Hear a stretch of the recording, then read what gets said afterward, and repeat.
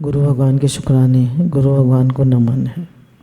कोई भी कर्तव्य कर्म दूसरों के हित के लिए किया जाए तो वह भजन है, और अपने लिए किया जाए तो पाप है। तो जब भी हम कोई कर्म सबके हित के लिए करते हैं, भगवान देख के करते हैं, तो वो कर्म हमारा भजन हो जाता है। और अपने लिए करते हैं तो पाप हो जाता है। अपने लिए कैसे? मैं अच्छे से रहूं, मैं अच्छे से खाऊं पीऊं, मुझे सुख आराम मिले, मुझे मान बढ़ाई मिले, तो उसमें स्वार्थ और अभिमान दोनों आ जाते हैं। और स्वार्थ और अभिमान हमारे कर्म को बिगाड़ते हैं और हमें भी बिगाड़ते हैं। तो गुरु कहते हैं कोई काम अपने लिए नहीं करो, भगवान के लिए करो। भगवान के लिए करो तो भक्ति हो जाती है, वो सबके हित के लिए करो तो वो कर्म योग हो जाता है। संसार या भगवान के लिए करना है, अपने सुख के लिए कर्म करने वाला राक्षस की श्रेणी में आता है। कर्म शरीर से करना और फल स्वयं चाहना क्या ये उचित है? कह रहे कर्म तो हम शरीर से कर रहे हैं और फल खुद चाह रहे हैं, तो हमने अपने को शरीर मान लिया। तभी तो हम ये कह रहे हैं मैं कर रहा हूँ, मुझे फल चाहिए। तो क्या हम शरीर हैं? तो गुरु कहते हैं तुम तो शरीर में रहने वाले हो, तुम तो आत्मा हो, तुम तो भगवान के हो, भगवान तुम्हारे हैं। तो तुम शरीर से किए हुए कर्मों को भगवान को अर्पण कर दो। भगवान आपको अर्पण है, जैसे आप रखें मैं उसमें खुश हूँ। कर्म शरीर से करना, फल स्वयं चाहना क्या ये उचित है? शरीर तो संसार का और संसार के लिए है। शरीर के द्वारा संसार की सेवा होनी चाहिए। शरीर और संसार एक है, और मैं स्वयं और परमात्मा एक है। तो कह रहे हैं शरीर जो है वो तो संसार का है, तो उसको संसार की सेवा में लगा दो। उसको अपने सुख के लिए मत सेवा करो। नहीं तो हम अगर देखें दुनिया में तो सब अपने लिए पैसा कमाते हैं, अपने सुख आराम के लिए उसको घूमते हैं, फिरते हैं, इंजॉय करते हैं। इसको इंजॉय कहते हैं, इंजॉय करते हैं। हमको एक फॉरेन ट्रिप चाहिए, रिलैक्स चाहिए, इंजॉय चाहिए। कितना सब मनुष्य अपने लिए करता। तो कह रहे हैं ये सब वो अपने पाप ही बना रहा है, और सबके हित के लिए जीता है तो अपने पुण्य बना रहा है। जो अपने शरीर का पोषण नहीं करता, उसके शरीर का पोषण संसार करता है। संत महात्माओं को कौन देखता है, कौन उनका पोषण करता है? चिड़ियों का, और सब कितने जो जंगल में रहते हैं पशु पक्षी, उनका पोषण कौन करता है ना? जो अपना पोषण नहीं करते उनका पोषण भगवान करते हैं। और हम सोचते हैं कि मैं अच्छे से रहूं, मैं अच्छे से खाऊं, मैं खूब स्वस्थ रहूं, तो हम अब रहे ना रहे। और जब भगवान पोषण करते हैं तो आप ठीक रहते हैं बिल्कुल। तो भगवान के समर्पित रहें, अपने लिए कुछ ना चाहें। जैसे माँ बालक का पोषण करती है, आप शरीर को अपना मत मानो तो शरीर को भोजन देना का महात्मा हो जाएगा। जैसे माँ बच्चे का लालन पालन करती है, ऐसे कह रहे हैं शरीर को अपना मत मानो तो इसको भोजन देने का, इसकी सेवा करने का आपका महात्मा हो जाएगा। भगवान की सेवा कर रहा हूँ मैं, शरीर की सेवा नहीं कर रहा, भगवान की सेवा कर रहा हूँ। और हम उसको अपना मानेंगे तो हम अपनी सेवा कर रहे हैं। शरीर को संसार का मानो तो संसार की सेवा हो जाएगी, भगवान का मानो तो भगवान की सेवा हो जाएगी। कह रहे हैं शरीर को संसार का मानो तो संसार की सेवा हो जाएगी, भगवान का मानो तो भगवान की सेवा हो जाएगी। हम किसका मानते हैं? सबसे आसान है भगवान का मानो, हम तो भगवान के, या फिर क्या तो सेवा हो रही। सत्संग मिलने के समान कोई लाभ नहीं है, परंतु असली सत्संग मिलना कठिन है। कह रहे हैं असली सत्संग क्या है? जहाँ भगवान से जोड़ा जाए, जहाँ भगवान की बात करी जाए, तत्व की बात करी जाए, वो असली सत्संग है। तो कह रहे हैं असली सत्संग मिलना बहुत कठिन है। ज़्यादातर महात्मा लोग अपने से जोड़ते हैं,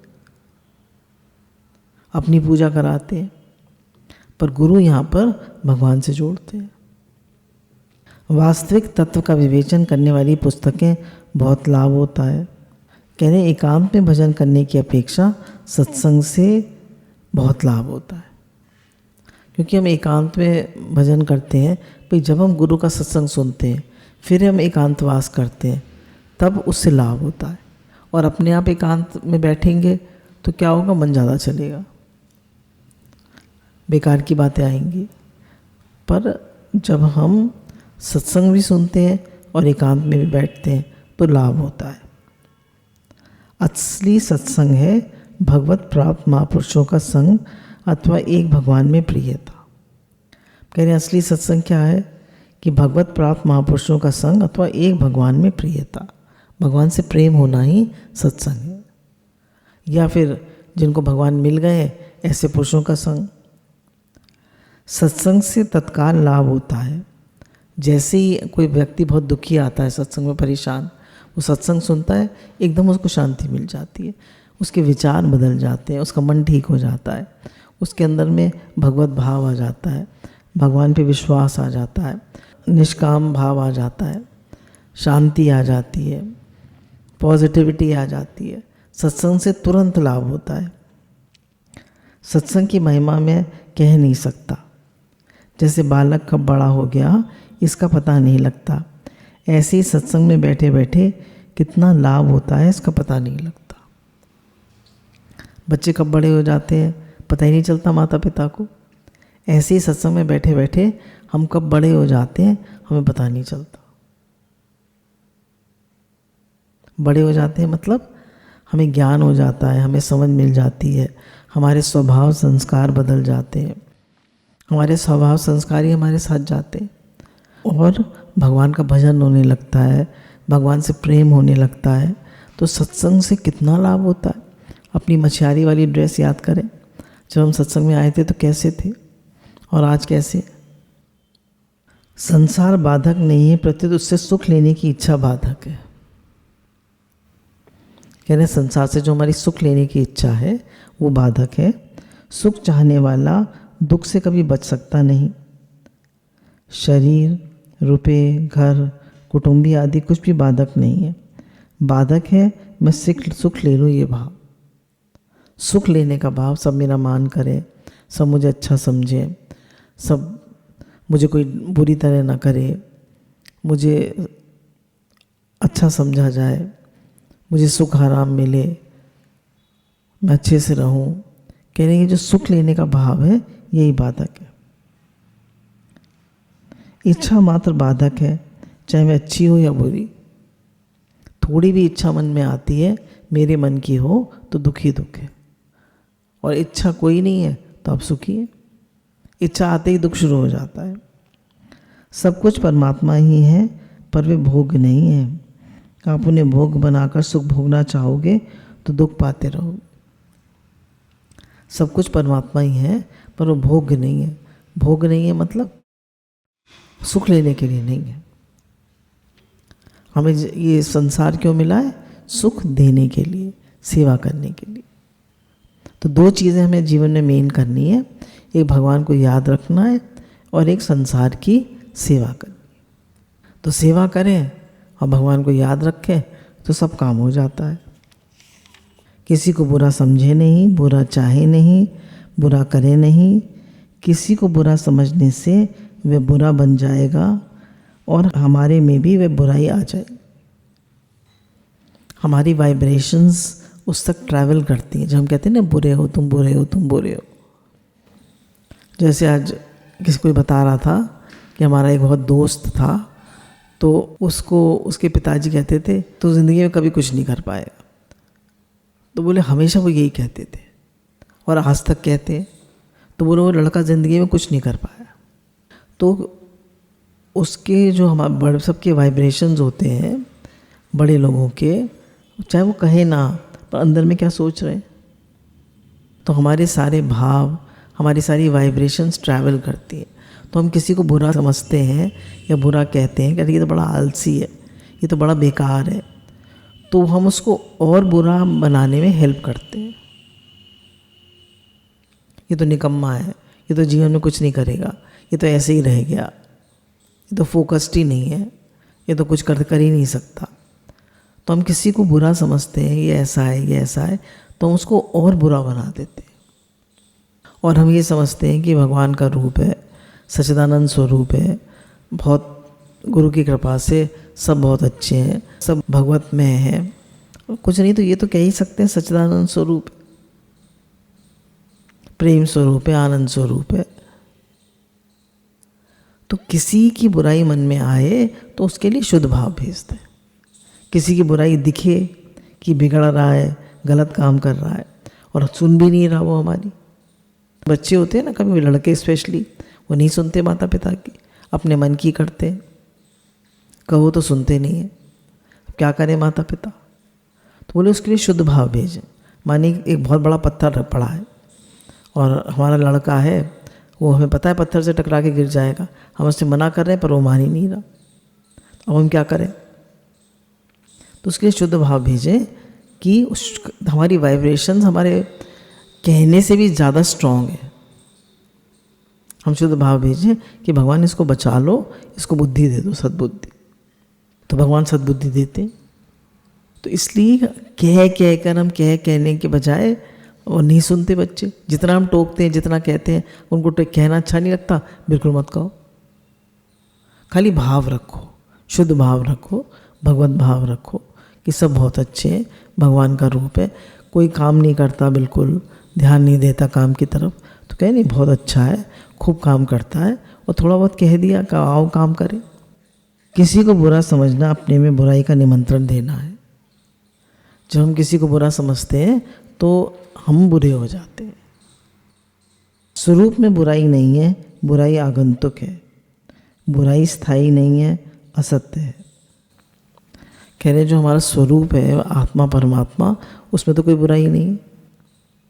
ठीक है, बुराई तो आने जाने वाली है, पर हम जो स्वयं है परमात्मा के स्वरूप, वो तो परमानेंट है, वो तो हमेशा रहने वाले हैं। तो क्या सत्य हुआ? हमारा स्वरूप की बुराई,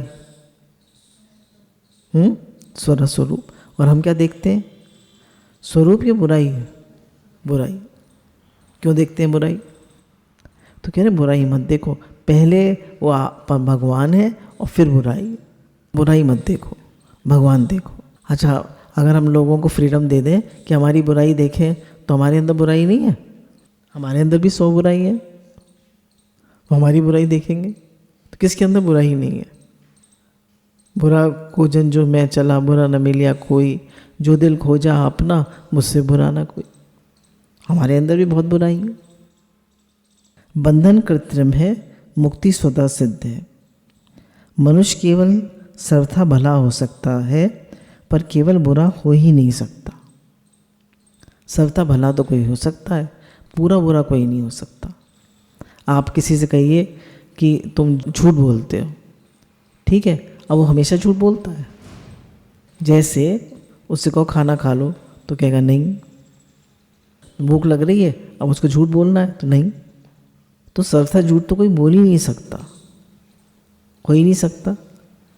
और कह रहे सर्वथा भला हो सकता है, इसलिए कोई बुरा नहीं है। उसके अंदर बुराई आ गई है, आगंतुक है, आने जाने वाली है, चली जाएगी। इसलिए हम बुराई पर इतना फोकस ना करें। कोशिश करके सबके लिए भगवत भाव रखें कि सब बहुत अच्छे हैं, सब भगवान का रूप है, और हम अपनी वाइब्रेशन से, अपने भावों से उसको सुधार सकते हैं। और क्रिटिसाइज़ करके, ब्लेम कंप्लेन करके, गलत भाव रख के हम उसको और ख़राब कर देते हैं। हमें श्रेष्ठता का अभिमान होता है कि हम अच्छे हैं, वो बुरा है। बुराई देखने से बुराई के साथ संबंध जुड़ता है। किसी को भी बुरा नहीं माने तो संसार की सेवा हो जाएगी। कहने सर्वथा तो आप अच्छा नहीं कर सकते, कर सकते? कितनी सेवा करोगे बताओ? कितना दान पुण्य करोगे, कितनी सेवा करोगे? पर हमने एक संकल्प ले लिया कि हमें किसी की बुराई नहीं करनी, मन में भी नहीं करनी, किसी को बुरा समझना ही नहीं। तो कह रहे ऐसा करने से संसार की सेवा हो गई। किसी को बुरा ना समझने से संसार की सेवा हो। कितनी बढ़िया बात। बुरा देखोगे तो वासुदेव सर्वम कैसे मानोगे?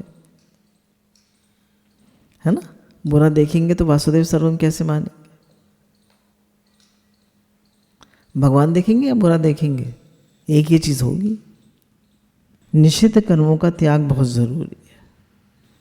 निषिद्ध कर्म क्या है? चोरी, ठगी, बेईमानी, वो किसी को बुरा समझना, किसी की बुराई भलाई करना, किसी और का हक चुराना, ये सब निषिद्ध कर्म है। जो काम हमें छुप के करना पड़े, किसी को बिना बताए, और हमें अंदर में गिल्टी फीलिंग हो, वो सब निषिद्ध कर्म। तो कह रहे निषिद्ध कर्मों का त्याग बहुत ज़रूरी है। संसार को भी चाहते हो, भगवान को भी चाहते हो, तो किया हुआ साधन व्यर्थ नहीं जाएगा, पर वर्तमान में लाभ नहीं होगा। तो कह रहे एक तो निषिद्ध कर्म छोड़ो, और संसार को भी चाहो और भगवान को भी चाहो, तो कह रहे लाभ तो होगा, पर वर्तमान में नहीं होगा। अब हम दिल्ली 2 कदम आगे जाएं, 2 कदम पीछे जाएं, पहुंच जाएंगे दिल्ली? कभी नहीं पहुंचेंगे। तो आप अच्छा भी कर रहे हो और बुरा भी कर रहे हो, तो कब पहुंचोगे? इसलिए बुराई का त्याग करें। आरंभ से ही भक्ति करना सर्वश्रेष्ठ है। गीता की ज्ञान योग से कर्म योग को और कर्म योग से भक्ति योग को श्रेष्ठ मानती है। तो सबसे श्रेष्ठ क्या हुआ? भक्ति योग। क्यों? भगवान से प्रेम करना सहज है, और इसमें साधन और साध्य एक होते हैं। भक्ति योग में साधन भी भगवान है और साध्य भी भगवान।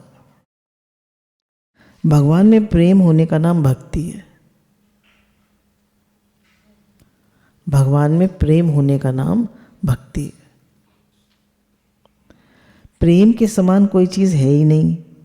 प्रेम के बिना ज्ञान भी सूखा है।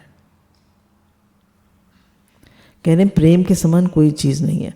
आप किसी आदमी को सब कुछ दे दो, पर प्रेम मत दो, चलेगा? ज़्यादा कुछ मत दो, पर प्रेम मिलता रहे उसे। खुश है? खुश है।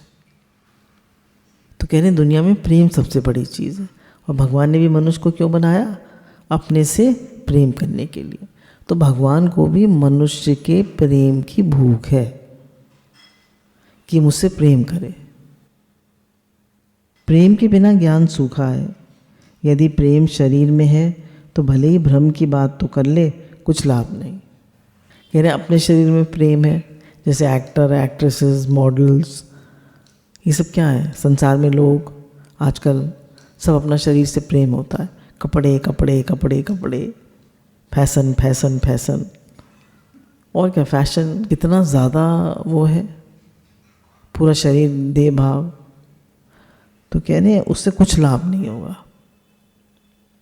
ये शरीर तो यहीं जला दिया जाएगा। जैसे रुपए के लोभी की दृष्टि में कीमती हैं, अतः धन बड़ा नहीं, लोभ बड़ा है। ऐसे भगवान का प्रेम बड़ा है, भगवान नहीं। कह रहे लोभी की दृष्टि में धन बड़ा है। तो धन बड़ा है कि लोभ? लोभ। क्योंकि लोभ है तो धन की कीमत है, और लोभ नहीं है तो धन की कोई कीमत नहीं। संतों के लिए धन की कोई कीमत नहीं, और जिसको धन की कीमत है उसको हाय धन हाय धन हाय धन हाय धन ही करता रहता है। पैसा मिल जाता है तो बड़ा खुश होता है। अरे क्या करोगे पैसे का? भाई तुम्हारी नीड्स पूरी हो रही हैं, तुम्हारा सब पूरा हो रहा है, क्या करोगे पैसे का? खाली एक मेंटल सेटिस्फैक्शन ही तो है, खाओगे। तो कह रहे हैं जैसे रुपए लोभी की दृष्टि में कीमती हैं, अतः धन बड़ा नहीं है, लोभ बड़ा है। ऐसे ही भगवान का प्रेम बड़ा है, भगवान नहीं। तो प्रेम भगवान का जो है, हमारा भगवान से जो प्रेम है वो भगवान से भी बड़ा है, क्योंकि भगवान प्रेम चाहते हैं। बालक को माँ के समान प्रिय कोई चीज़ नहीं होती। माँ नहाने भी जाएगी तो रोएगा बाहर दरवाजे पे खड़ा होके, तो माँ को अंदर लेना पड़ता है। नहा भी नहीं सकती माँ, अकेली है घर में तो नहा नहीं सकती हो, रोएगा। छोटा 1 साल का बच्चा है, 1.25 साल का, समझ नहीं है अभी, रोएगा। तो उसको सबसे प्यारी माँ है। हम सब भगवान के बेटे हैं। जब हम भगवान से विमुख रहते हैं तब तक शांति नहीं मिलती, है ना। अब हमारी माँ भगवान है, अब हम भगवान की तरफ देखते नहीं, भगवान से बात करते नहीं, भगवान से प्रेम करते नहीं, संसार में लगे पड़े, अब हमें शांति मिलेगी? बच्चे को शांति मिलती है माँ के बिना? रोता ही रहता है, रोता ही रहता है। ऐसे हमें भगवान के बिना शांति नहीं मिलती। जब तक भगवान से प्रेम नहीं करेंगे, भगवान से अपनापन नहीं करेंगे, तब तक शांति नहीं मिलेगी। संसार से विमुख होने पर एक शांति मिलती है। जब हम भजन करते हैं, कोई चाहना नहीं है मन में, बिल्कुल मन में कोई संकल्प विकल्प नहीं है, कोई चाहना नहीं है, कुछ नहीं चाहिए, कितनी शांति मिलती है। और जैसी चाहना आती है मन में तो अशांति आ जाती है। परंतु भगवान के सम्मुख होने पर प्रेम की जो मस्ती आती है वे ज्ञान से नहीं आती है।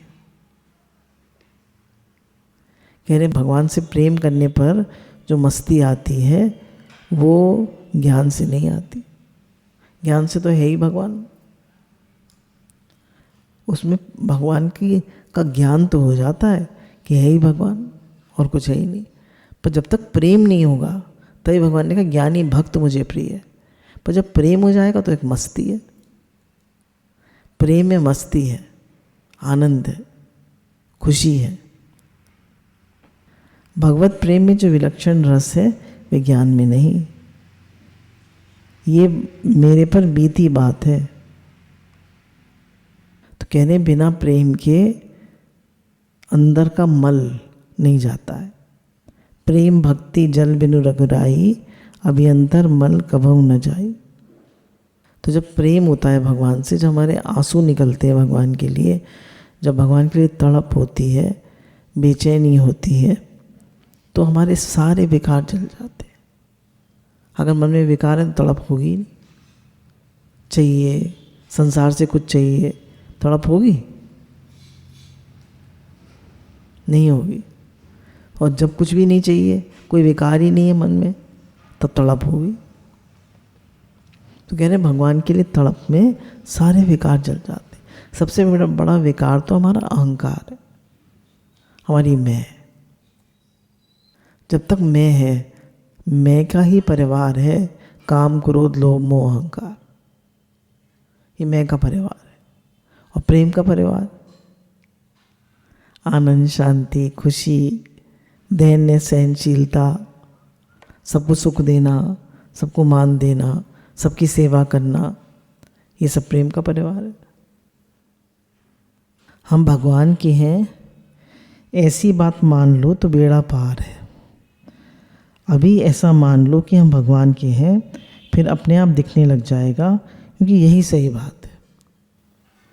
अब गुरु भगवान इसमें कह रहे हैं कि अभी हम मान लें कि हम भगवान के हैं, और वास्तव में हम भगवान के ही हैं। क्योंकि हम कहाँ से आए, हम कहाँ से आए? क्योंकि जब बच्चा गर्भ में आता है तो पिता का बीज होता है और माँ का गर्भ होता है, पर उसमें चेतनता कहाँ से आती है? चेतन कहाँ से आता है? चेतन तो परमात्मा का, बढ़ता कैसे है भाई? संसार की तो सब चीज़ें जड़ है, तो जो चेतनता है वो परमात्मा की है। तो इस रीति से एक शरीर है और एक हमारा अपना स्वरूप आत्मा है। तो शरीर जो है वो तो जड़ है, शरीर और मन बुद्धि ये सब जड़ है, और मैं स्वयं चेतन आत्मा वो परमात्मा का अंश है। ईश्वर अंश जीव विनाशी, चेतन अमल से सुख राशि। तो हम चेतन हैं और अमल है और सुख राशि है, हमें दुख है ही नहीं, फिर भी हम दुखी होते हैं। दुखी क्यों होते हैं? क्योंकि इच्छा रखते हैं, अहंकार करते हैं। सब दुखों के मूल में अहंकार है, सब दुखों के मूल इच्छा है और अहंकार। तो गुरु इसमें यही बता रहे हैं कि तुम परमात्मा से ही आए हो और उन्हीं में रहते हो, उन्हीं के हो, उन्हीं में रहते हो। तुम इस बात को मान लो, तुम्हें दिखने भी लग जाएगा कि है ही भगवान। गुरु की प्रसन्नता से विद्या सफल होती है और प्रसन्नता न होने से विद्या विफल होती है। ऐसे कई उदाहरण मैंने देखे सुने हैं। अगर गुरु जी प्रसन्न हो तो विद्या सफल होती है। तो हमें गुरु में श्रद्धा विश्वास करना चाहिए और कभी उन्हें अप्रसन्न नहीं करना चाहिए। और गुरु अगर अप्रसन्न हो तो विद्या विफल होती है। जवाला का पुत्र सत्यकाम आता है गुरु जी के पास, तो कहता है, मैं पूछते हैं तुम कौन हो, तो कहता है मैं जवाला का पुत्र सत्यकाम हूँ। तो गोत्र पूछते हैं, तो कहते हैं मेरी माँ के पास बहुत सारे लोग आया करते थे, तो मुझे गोत्र नहीं पता, उन्होंने मुझे गोत्र बताया नहीं है। तो उसके सत्यता पे वो प्रसन्न हो जाते, और क्योंकि वो शायद ब्राह्मण नहीं था तो उसको कह देते तुम ये 100 गाय ले जाओ, जब 1000 हो जाए तो ले आना। अब एक एक गाय को ब्याने में 9 महीने लगते हैं, तो कितने वर्ष लगे होंगे उसको 100 की 1000 करने में, और कितनी मेहनत होती है गायों को पालने में। उनको टहलाना, उन्हें घुमाना, उनका दूध दूना, तो सब करता रहा। उसने कहा, गुरु जी ने कहा है बस गुरु की सेवा करता रहा। जोगिया बाबा जी के उपदेश में आता है कि 2 प्रकार के साधक होते हैं, एक तो वो जो गुरु की सेवा में रहते हैं, एक वो जो अपना भजन करते हैं। तो जो गुरु की सेवा में रहते हैं वो पहले उनके लिए सेवा है और फिर भजन, और जो खाली भजन करते हैं उनके लिए तो भजन है, गुरु के पास कभी कभी आते हैं, उनके लिए मेन भजन है। तो गुरु की सेवा करके फिर अपना भजन करें। अगर भजन को मेन समझेंगे तो फिर सेवा नहीं कर पाएंगे। तो गुरु की सेवा से, गुरु के सानिध्य से भी वही ज्ञान हो जाता है जो भजन से होता है। तो इसलिए साधक को गुरु की प्रसन्नता प्राप्त करनी चाहिए। तो जब वो उसको ऐसे काफ़ी वर्ष हो गए जब सत्यकाम को, तो एक दिन उसने देखा कि एक हंस उड़ा जा रहा है और ग्रे ग्रे बादल हैं और सफ़ेद पक्षी है। तो उसको ऐसा लगा वो पक्षी कह रहा है तुम ब्रह्म हो। फिर गाय का बछड़ा, उसको लगा वो कह रहा है तुम ब्रह्म हो। और उसको चारों तरफ से ये आवाज़ आने लगी कि तुम ब्रह्म हो, या मैं भगवान का हूँ, भगवान मेरे हैं, एक ही बात है। तो उसको इतना अच्छा लगा, इतनी खुशी हुई, वो गुरु जी के पास गया। तो गुरु जी ने देखा कि वो मुखमंडल है वो तो चमक रहा है। तो उन्होंने कहा कि लगता है कि तुम्हें बोध हो गया है। उसको अनुभव हो गया ना। कैसे अनुभव? ज्ञान तो सुना नहीं था उसने।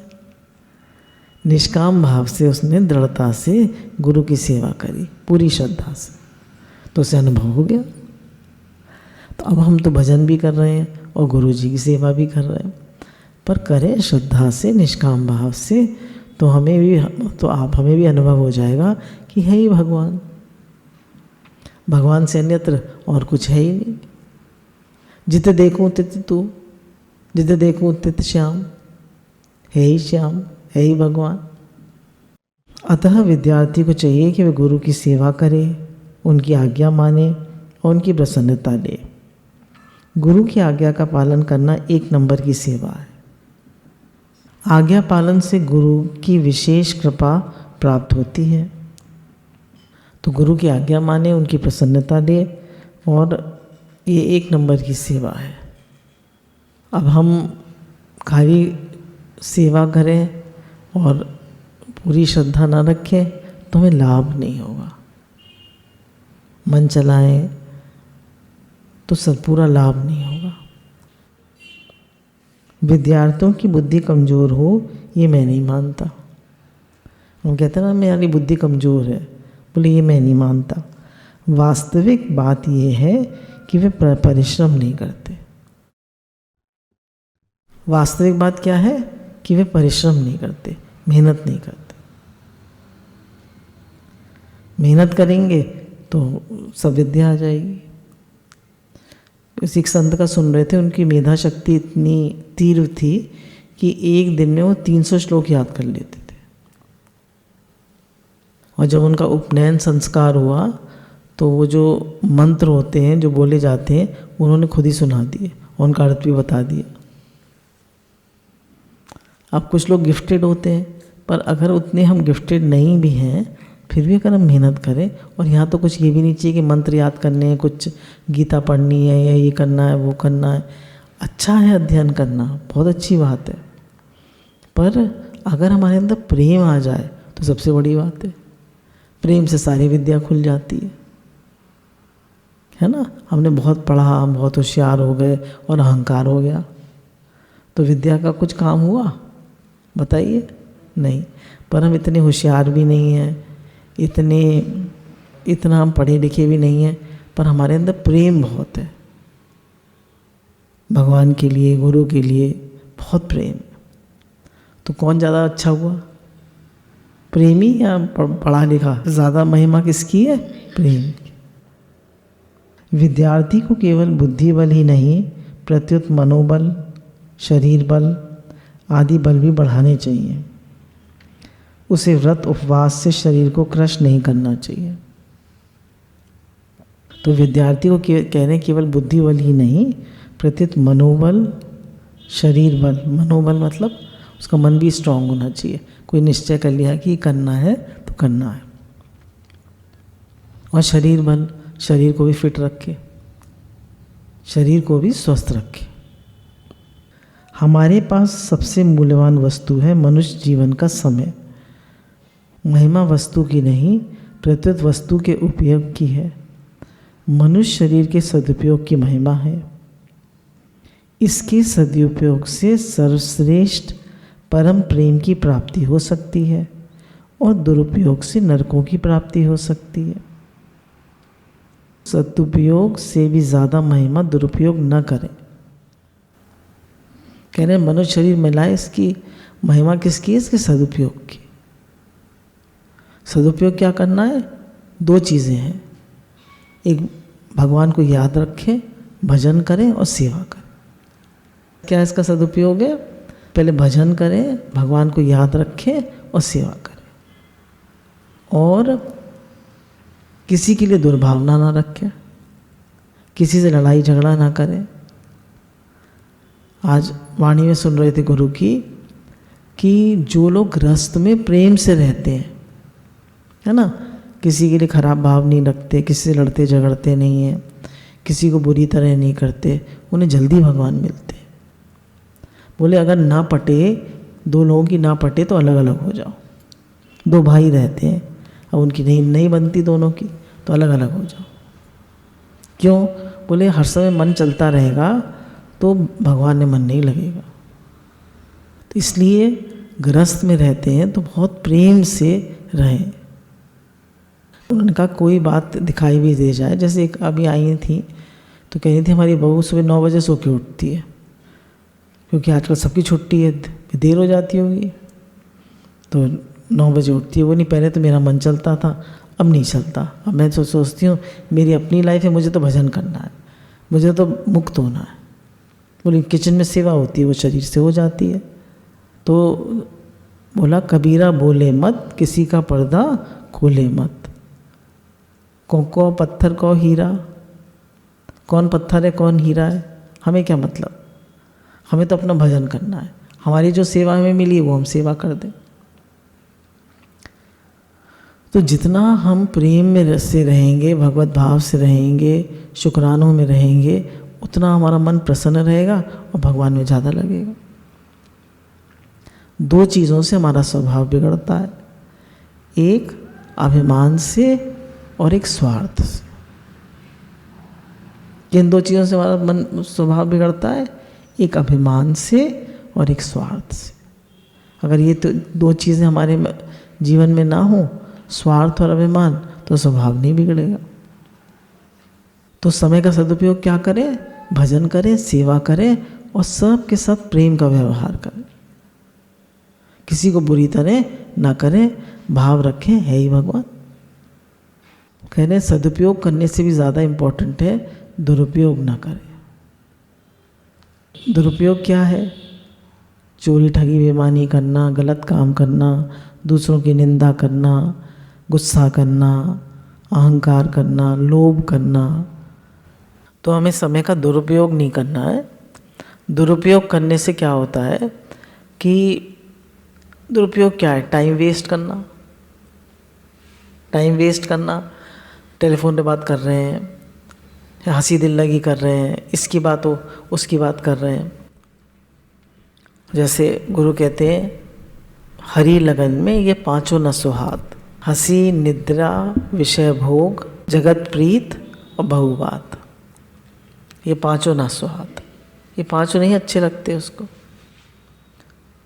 तो गुरु जो है वो हमको बार बार बता रहे हैं कि टाइम वेस्ट मत करो, या तो भजन करो, या सेवा करो, या अध्ययन करो, एक भी मिनट तुम्हारा वेस्ट ना जाए। और जो काम करो भगवान के लिए करो। बोला अगर हमारे पास 24 घंटे हैं तो उसमें 23 घंटे 59 मिनट हमने भजन किया, 1 मिनट नहीं करा, तो हमारा काम पूरा नहीं होगा। 24 घंटे हर काम भगवान के लिए, हर काम भगवान के लिए। देखिए बहुत ऊंची बात है, पर हम लक्ष्य तो रखें, कोशिश तो करें कि मुझे सारा समय भगवान में लगाना है, सारा समय, हर समय भगवान की बात, हर समय भगवान का ध्यान, हर समय भगवान से प्रेम। विहित कर्म करने की अपेक्षा भी निषिद्ध कर्मों का त्याग विशेष है। अब हम कहते हैं भाई हम तो बहुत अच्छा काम करते हैं, पर साथ में निषिद्ध कर्म भी करते हैं। निषिद्ध कर्म क्या है? दूसरों की भलाई बुराई, दूसरों के दोष देखना, है ना, अहंकार करना, गुस्सा करना, इसकी बात उससे करना। और जेंट्स के लिए है व्यापार में गड़बड़ी करना, चोरी ठगी बेईमानी करना। लोग तम्बाकू खाते हैं, पान मसाला खाते हैं, और गलत सलत मांस इत्यादि का सेवन करते हैं।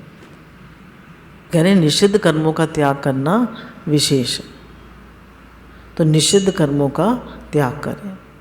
निषिद्ध आचरण रहते हुए विहित कर्म करने पर भी विशेष लाभ नहीं होता।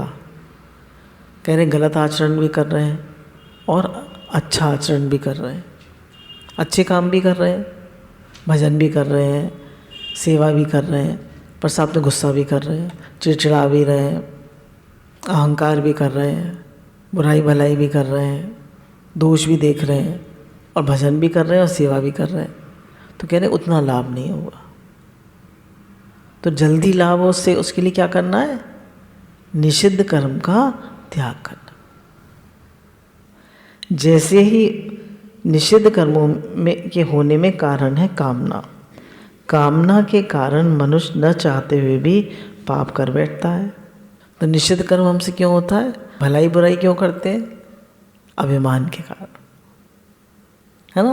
भलाई बुराई में क्यों करते हैं? अभिमान के कारण। दोष क्यों देखते हैं? हमें अभिमान है, मैं अच्छा हूँ। और गुरु कहते हैं कि आलस करना ये भी निषिद्ध कर्म है। तो कोई भी निषिद्ध कर्म हमें नहीं करना है। अब उसमें क्या है? कामना है। कामना ज़्यादा कपड़े होना, ज़्यादा चीज़ें इकट्ठी करना, ज़्यादा भोग संग्रह करना, ये सब कामना के अंतर्गत आ जाता है। अपने मान बढ़ाई, सुख आराम की इच्छा, ये भी कामना है। तो कामना होगी तो मनुष्य से निषिद्ध कर्म जरूर होगा। कोशिश करें कि हमें हमसे निषिद्ध कर्म ना हो। निषिद्ध आचरण करने वाला साधक नहीं कहलाता, प्रत्युत संसारी कहलाता। अब हम अपने से पूछें, हम संसारी हैं या साधक हैं? साधक है। साधक कहेंगे तो वही थॉट्स आएंगे, और हम अपने को संसारी कहेंगे या अपने को स्त्री कहेंगे। अब हम अपने को कहें मैं तो स्त्री हूँ, मैं तो पत्नी हूँ, तो अब क्या थॉट्स आएंगे? तो जैसी हमारी अहमता होती है वैसे ही विचार आते हैं। अब गुरु हमको बार बार बताते हैं कि तुम साधक हो, तो साधक का क्या काम है? साधना करे, ठीक। और संसारी है तो क्या करे? संसार की बात करे, संसार का काम करे। और साधक है तो किसका काम करे? भगवान का काम करे, भगवान में लगे। प्रत्येक कार्य करते समय ये ध्यान रखें कि हमारा उद्देश्य क्या है। हम मुक्ति के लिए करते हैं या बंधन के लिए? हम क्या चाहते हैं? अपनी चाहना मत रखो। तो कहने प्रत्येक कार्य करते समय हमें ये ध्यान रखना है कि हमारा उद्देश्य क्या है। हमें मुक्ति चाहिए या बंधन चाहिए? अगर मुक्ति चाहिए, है ना, मुक्ति क्या है? सर्व दुखों की निवृत्ति, परमानंद की प्राप्ति, ये मुक्ति है। तो मुक्ति चाहिए तो हमें क्या करना है? और बंधन चाहिए तो क्या करना है, मेरे जीवन का उद्देश्य क्या है, what is my goal, what is my first priority, हमें ये ध्यान देना है। मेरी फर्स्ट प्रायोरिटी क्या है?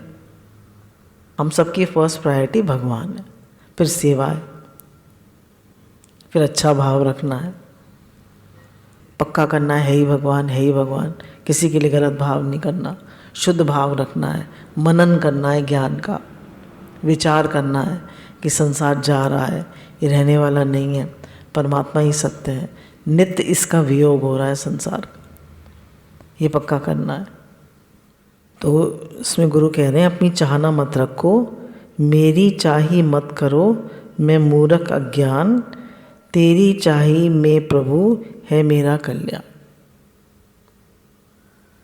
तो मेरी चाही मत करो, मैं मूर्ख अज्ञान, में कहाँ अकल है, हमें कहाँ समझ है। लोगों के जीवन में बड़े बड़े दुख आ जाते हैं, बड़े बड़े दुख। तो बड़े बड़े दुख जो हैं वो उन्हें संसार से वैराग्य दिला देते हैं कि संसार में कुछ नहीं रखा, और भगवान से प्रेम करा देते हैं। और अगर दुख ना आए तो संसार से वैराग आता है कि संसार अनित्य है, संसार छूटने वाला है, संसार रहने वाला नहीं है, ये पक्का हो जाता है और उनका पूरा मन भगवान में लग जाता है। और पहले भी जैसा हमारा स्वभाव संसार में होता है वैसे ही भगवान में होता है। संसार में हम थोड़े से इजी गोइंग थे, लेजी थे, तो वैसे ही हम भगवान में भी होंगे। मनुष्य वर्तमान देखता है और भूत भविष्य की चिंता करता है। चिंता उसकी करता है जो अभी है नहीं। मनुष्य वर्तमान को देखता है और चिंता किसकी करता है, या तो भूतकाल के ऐसा क्यों हो गया मेरे साथ, और भविष्य की अब क्या होगा। चिंता उसकी करता है जो अभी है नहीं। अभी भूतकाल है, भविष्य है ही नहीं। वर्तमान को ठीक बनाओ, वर्तमान ठीक होगा तो भी भूत भी ठीक हो जाएगा, क्योंकि भविष्य भी वर्तमान में आएगा। तो कह रहे हैं गुरु भगवान इसमें कह रहे हैं कि अगर हम वर्तमान को ठीक रखेंगे तो वर्तमान ही तो भविष्य बनेगा।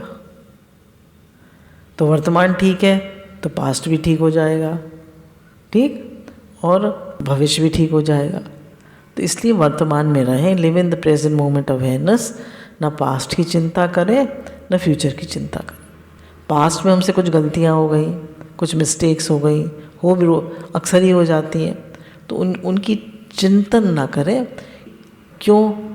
क्योंकि बताया ना, ईश्वर जीव अविनाशी, चेतन अमल है, सहज सुख राशि। वो अमल है, उसमें मल नहीं है, और सहज सुख राशि है। उसका स्वरूप आनंद स्वरूप है, हमारा स्वरूप आनंद स्वरूप है। तो हमें कोई दोष नहीं है। आ गया तो आगंतुक है, आया और चला गया, अब हम उसको पकड़ के बैठ जाए कि मैं तो दोषी हूँ। और ऐसे ही दूसरे में दोष आ जाए, दूसरे से कोई बात हो जाए तो आप उसको कह दीजिए, डांट निकल जाए तो कोई बात नहीं, कोशिश करिए प्रेम से कहें और फिर उसको छोड़ दीजिए, लेके मत बैठिए। समझ रहे हैं बात को? लेके मत बैठिए। क्यों? क्योंकि सहज सुख राशि है, अमल है, मल रहित है। तो किसी में कोई दोष है ही नहीं, हो ही नहीं सकता। हमारे स्वरूप में कोई दोष है ही नहीं। हो सकता है हमारे स्वरूप में दोष? तो हमें किसी के भी दोषों का चिंतन नहीं करना है, किसी को बुरा नहीं कहना है, किसी को बुरा नहीं समझना है, किसी को गलत नहीं कहना है, किसी के लिए बुरा भाव नहीं रखना है। ना बुरा चाहो, ना बुरा समझो, ना बुरा कहो, ना बुरा करो। बुराई का त्याग कर दोगे तो तुम अच्छे अपने आप बन जाओगे। तो हम अच्छे बनने की तो कोशिश करते हैं, पर बुराई का त्याग नहीं करते। करने योग्य कर्म न करने से और न करने योग्य कर्म करने से दुख होता है। करने योग्य कर्म करने से, करने योग्य कर्म करें, और न करने योग्य कर्म करने से दुख होता है। करने योग्य कर्म तो करते नहीं है ना, जो हमें करना चाहिए वो तो करते नहीं है। भजन, सेवा, शुद्ध भाव, अभ्यास तो करते नहीं है। और न करने योग्य चिड़मिड़, आलस, प्रमाद, दोष दृष्टि, अहंकार, स्वार्थ, ये सब करते हैं। तो कह रहे हैं इससे क्या होगा? दुख होगा, तुम्हारे जीवन में दुख ही बना रहेगा। अतः ऐसा कर्म करें जिससे अभी भी हित हो और परिणाम में भी। हमारा भी हित हो और दूसरों का भी हित हो। कैसा कर्म करना है? इसमें हमारा भी हित हो और दूसरों का भी हित हो, हम भी प्रसन्न रहें और सब भी प्रसन्न रहें। दूसरों को दिया गया दुख कई गुना होकर मिलेगा, क्योंकि ये मनुष्य शरीर खेत है। किसी के अहित की भावना करना अपने अहित को निमंत्रण देना है। भगवान ने 13वें अध्याय में कहा कि शरीर जो है वो खेत है, इसमें जैसा बीज डालोगे वैसा फल निकलेगा। जैसा बीज डालेंगे, तो गुरु कहते हैं करने में सावधान, होने में प्रसन्न। देखिए, जब कर्म हम करते हैं तब तो हमें पता नहीं चलता, जब उसका फल निकलता है तो हमें बहुत दुख होता है। जैसे एक हमारे जानने वाले हैं, उनमें कोई गलत आदत नहीं थी, कोई किसी की चोरी ठगी बेईमानी नहीं करा, किसी को दुख नहीं दिया, बल्कि सबको हेल्प करने की, गुस्सा भी नहीं था उनको, कुछ नहीं था, पर लाइफस्टाइल मैनेजमेंट कुछ नहीं था। ना वॉक करना, ना एक्सरसाइज करना, टाइम से उठना नहीं, टाइम से खाना नहीं, टाइम से ऑफिस नहीं जाना, टाइम का कोई वो नहीं, कोई एक्सरसाइज नहीं, कोई वॉकिंग नहीं। तो अंत में, जीवन के अंत में बहुत कष्ट पाया। हालांकि बहुत सहनशीलता भी बहुत थी, उस दुख को बहुत सहन भी किया, पर कष्ट हुआ ना। तो कह रहे हैं मनुष्य शरीर खेत है, जैसा करोगे वैसा भरोगे।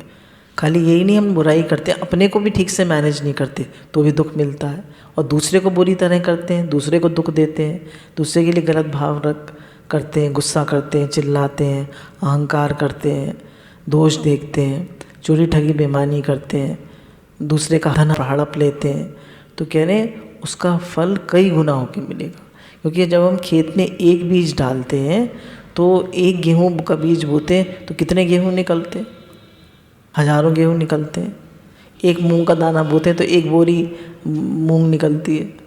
कुछ दाने दिए थे, मुट्ठी भर दाने, तो शिष्य को तो उसने बो दिए, तो कितने दाने हो गए? 2 बोरी लेकर आया गुरु जी के पास। एक ने डब्बी में बंद कर दिए तो उनमें घुन लग गया, और एक ने खा लिए। तो किसी के अहित की भावना करना अपने अहित को निमंत्रण देना है। अगर हम कहना कि जिसने जितना मुझे दुख दिया है ये मुझसे भी दुख मिले, तो गुरु कहते हैं फॉरगिव एंड फॉरगेट। तो किसी के लिए गलत भाव मत रखो, सब के लिए प्रेम का भाव रखो, सब के लिए शुद्ध भाव रखो। कर्म करने में बहुत सावधान रहो, कर्म के फल से हम कभी नहीं बच पाएंगे, है ना। कर्म के फल से हम कभी भी नहीं बच पाएंगे। इसलिए जीवन में बहुत सावधान रहना चाहिए कि हम कैसा कर्म कर रहे हैं, कैसा भाव रख रहे हैं, हमारी भगवान में प्रेम है नहीं है, हम अपने लक्ष्य की ओर बढ़ रहे हैं या नहीं बढ़ रहे हैं, कैसा कर्म कर रहे हैं। क्योंकि जैसा बोओगे, as you sow shall you reap. जैसा बीज बोओगे वैसा फसल काटोगे। गुरु भगवान की शुक्राना।